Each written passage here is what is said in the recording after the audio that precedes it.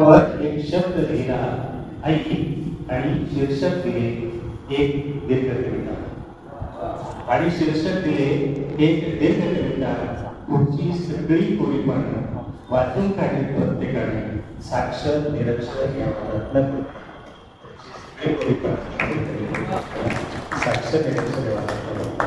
मला आगंतुक पर्याय पांडुरंग त्याच्या मुखामध्ये राम त्याच्या हातामध्ये काम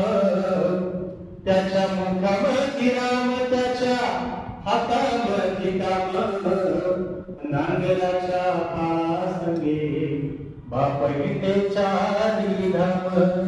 नांगराच्या पासंगे बापईतेच्या धाम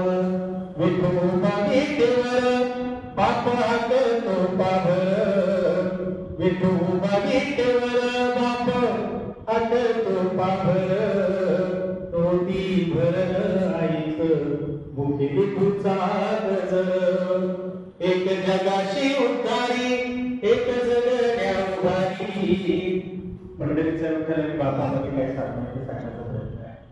एक जगाशी उद्धारी एक जगण्या उभारी एक हृदयी कसतो तुझा पुरती भाकरी नाही गेलो पंढरीला काही ना भंग बापा मधीच शोधला